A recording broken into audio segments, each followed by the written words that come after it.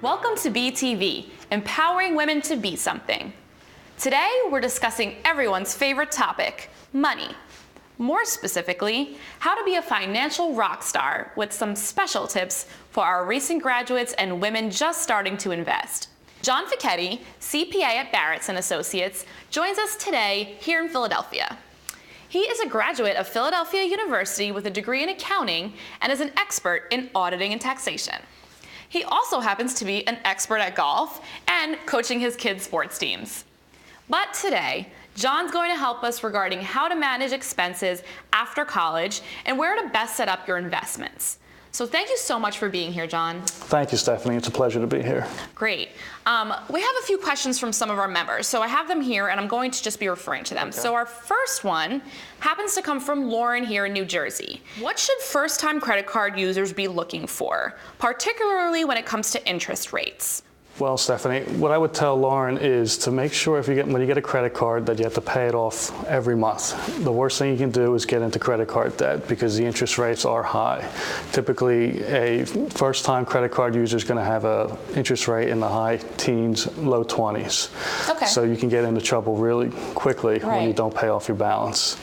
So if you are going to be diligent and pay off your balance every month, I would say that another feature you want to look at too are the reward programs that the credit cards offer. Right, there's so many out there. Right, you can get points for travel, money towards car purchases, or even cash back. Right. So what you want to do is look at all the reward options that are out there and see which one you would actually use. Right. If you travel a lot, go for the airline miles. Sounds good. Okay, this next one comes from Lindsey in Pennsylvania, and she says, what types of savings plans yield the highest return on investments for individuals in their 20s or even into their 30s? Well, right now, in today's market, putting money into a savings account, a CD, you're going to get almost no interest whatsoever. So CDs are not a good idea right now? Right now, not a good idea. Okay. What I tell everybody in their 20s and 30s is make sure you're participating in your employer's 401k or 403b program, especially if they're offering a match. Mm-hmm.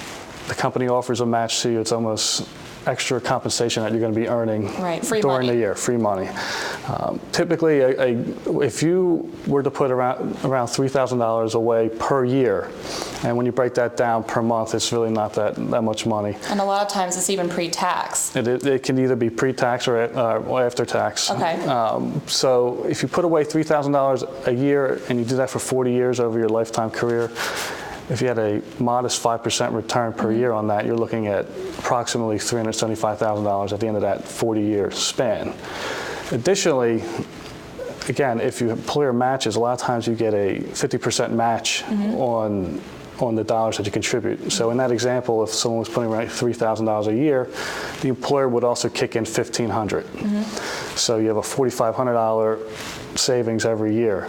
That over 40 years at a 5% rate of return is about $560,000. So $560,000 just by putting away $3,000 of your own salary a year. That's it. Gives you that much in the end. So definitely worthwhile to look into. All right, so, and those are the kind of investments that people should be looking at in their 20s and 30s. Correct, right? So, yep. All right, anything else for that one? No. That's your hardest one. Yep. All right, that's a good one. This last one here comes from Felicia in Florida. How much can you afford to spend to buy a new car? I'm having trouble determining what I can afford to spend after I've paid my rent or my mortgage. Well, the first thing everybody should be doing right out of college after you get your first job is create a budget. How much money you're going to have each month to spend and how much is going to be left over. Generally speaking, for a car purchase, you want it to be anywhere between 10 to 15% of your net pay. So if you're making $45,000 a year, your gross income is about $3,750 a month, where your net take home is probably going to be about $2,800. So I would say somewhere in the $280 to $350 a month payment would be a reasonable amount to spend on a car. So 10 to 15% of your net pay. Net pay. That's reasonable. So Perfect. Right, and as far as a house goes, the general rule is about 30% of your gross pay. Okay. So again, making $45,000 a year, 30% of your gross pay is about $1,125. Now, what people need to be careful about is when you talk about housing pay, rent pay, you really have to combine utilities, insurance, real estate taxes, plus either your rent and your principal and interest, the real cost of your housing.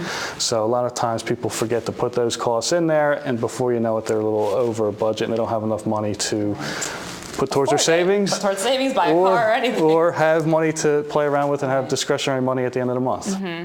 So 30% girls, women. So anyway, that concludes our top 3 questions regarding our personal finances for our young women. And I certainly hope John's information helped many of you watching. Share this video with your chapter sisters or any other woman who is looking to improve her finances. Also, thumbs up this video if you found it helpful. Thank you for watching BeTV, empowering women to be something.